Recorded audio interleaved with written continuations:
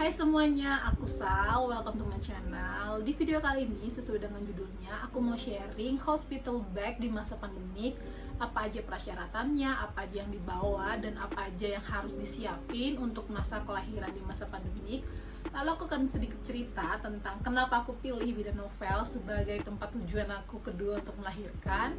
So, gimana selengkapnya, apa aja isi dari tas aku untuk persalinan kedua? Keep on watching! Pertama banget, aku pasti bakal bagi 3 bagian, yaitu untuk suami aku dan anakku nanti. Lalu aku bakal siapin pouch untuk membagi-bagi keseluruhan barang-barang supaya nanti nggak kecampur walaupun aku dijadiin satu koper.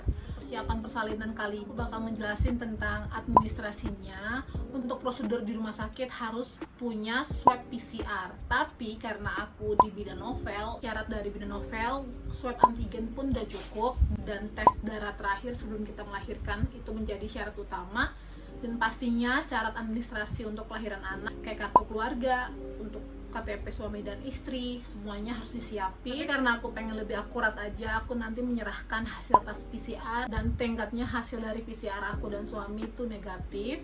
Lalu yang kedua, kita bakal ngebahas tentang barang-barang apa aja yang aku bawa. Yang paling gampang menurut aku tuh yang bagian untuk anak. Dulu di persalinan pertama aku, semua baju-baju baby selama di rumah sakit udah disiapkan oleh rumah sakit. Kali ini untuk di Bidan Novel, semuanya kita persiapkan sendiri. Jadi aku akan lebih banyak barang-barang baby yang aku bawa untuk kelahiran kedua ini. Biar kelihatan rapi, semua barang-barang yang aku bawa akan aku insert di dalam video. Jadi aku di sini cuma menjelaskan aja, dan mungkin kalau ada barang-barang yang ada langsung di depan aku langsung tunjukin. Aku mau ngejelasin dulu, di Bidan Novel itu kalau kita persalinan yang nggak ada masalah, 2 hari 1 malam aja kita udah boleh pulang dan udah happy-happy aja karena tanpa dijahit. Itu kenapa aku memilih untuk lahiran di Bidan Novel. Jadi aku ngebawa baju anak aku itu 2 baju tidur dan 2 baju biasa, lalu 1 baju untuk dibawa pulang. Semua alat-alat mandi, handuk,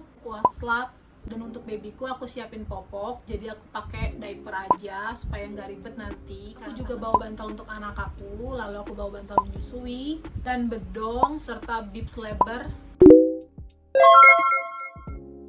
Itu aja barang-barang yang aku bawa untuk babyku, karena ruang lingkupnya tuh kan kecil, jadinya dia tuh nggak perlu pakai face shield atau masker untuk baby newborn, karena cuma turun langsung masuk mobil. Jadi aku berharap itu semua aman. Lalu yang kedua, bagian barang-barang suami aku, cuma siapin 1 baju tidur, 1 celana, dan 3 kaos ganti, lalu handuk, alat mandi. Udah itu aja sih yang bakal aku siapin untuk suami aku. Lalu di bagian ketiga, bagian moms, itu kebutuhan aku. Apa aja yang aku siapin?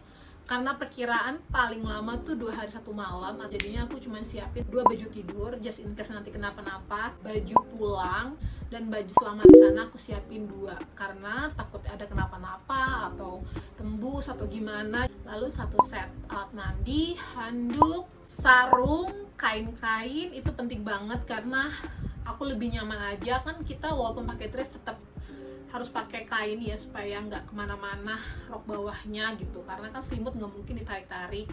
Lalu aku pakai gurita ikat dan gurita instan. Untuk gurita ikatnya tuh aku selalu pakai yang seperti ini. Ini merek Bidadari yang ukuran L.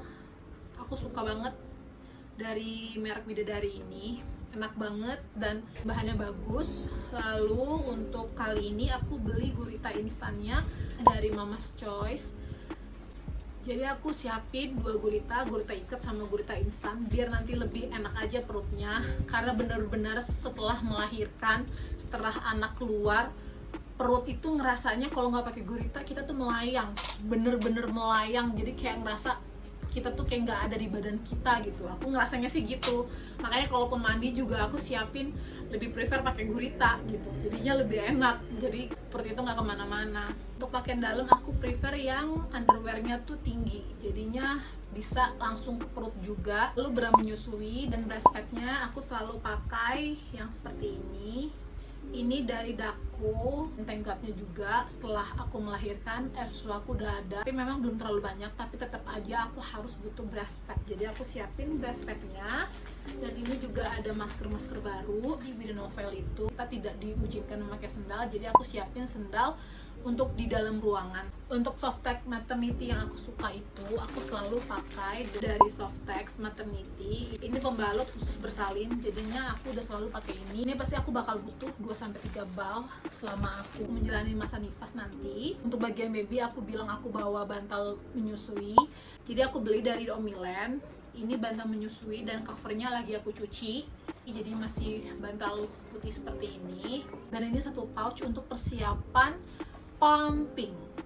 Yes, aku bakalan pumping karena belajar dari proses persalinan pertama aku kan ikut kelas laktasi saat itu. Terus aku udah dipijit-pijit punggungnya, jadi aku punya air susu yang memadai untuk baby aku. Jadi aku ngerasa sekarang ini aku butuh bawa semua alat pumping, botol-botol, semua sikat-sikat pembersih nanti ke rumah sakitnya. Aku cuma pakai pumping yang manual aja. Lalu aku pakai dot buat baby aku dari Dr. Brown's. Jadi sebelum itu kan Flo sering banget kembung gitu, jadi aku siapin untuk dotnya di masa newborn dari Dr. Brown yang anti kolik. Semoga aja bener-bener berfungsi. Nah, yang kedua ini bener-bener aku bakalan ngerubah semua konsepnya. Aku bakal kenalin dia dari awal itu sama botol baby. Yang kedua, aku bakalan siapin empeng untuk anak aku. Aku belum tahu dia suka empeng apa enggak. Waktu Flow itu kan bener-bener nggak bisa banget ngempeng, jadi aku kewalahan banget.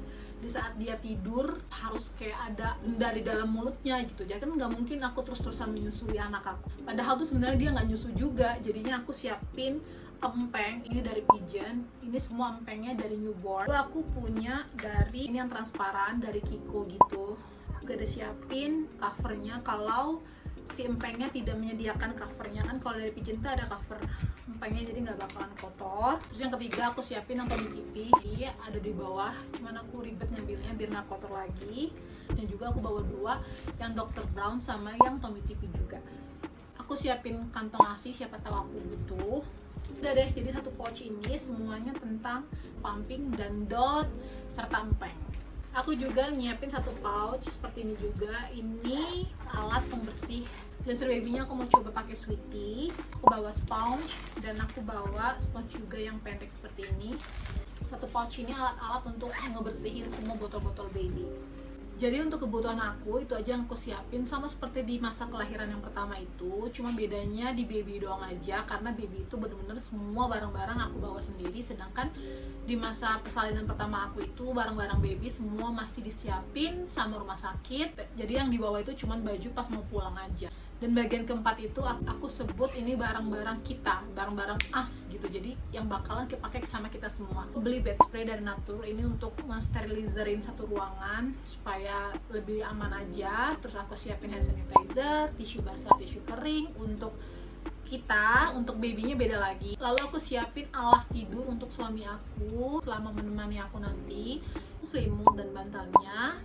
Lalu aku siapin makanan-makanan apa aja yang bakal aku bawa selama aku nanti di persalinan. Persalinan di Bidan Novel itu bener-bener persalinan kan yang membawa happy gitu. Jadi aku juga siapin dry shampoo untuk nanti rambut aku biar nggak lepek. Aku bawa catokan dan bawa alat makeup pastinya. Aku pengen tetap terlihat lebih fresh walaupun habis melahirkan. Dan di keperluan kita itu aku juga siapin semua power bank, casan, tripod, alat-alat untuk nge-record.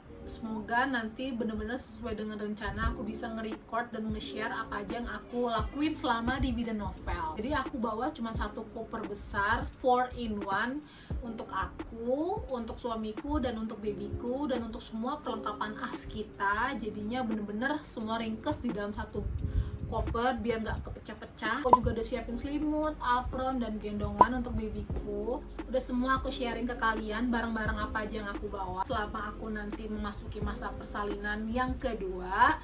Maaf aku nggak bisa nge-share langsung karena memang bener-bener keadaan di sini tuh berantakan banget. Jadi aku nggak mungkin lagi nyusun lagi karena udah besar banget perutnya, jadi udah capek. Semua udah masuk di dalam satu koper. Yang di luar itu berarti benar belum dimasukin ke dalam satu koper. Nanti di next video aku bakalan bener-bener ngejelasin secara detail setelah aku lahiran di Bidan Novel apa aja yang bener-bener aku rasain selama aku proses persalinan di Bidan Novel, tapi nanti setelah aku melahirkan.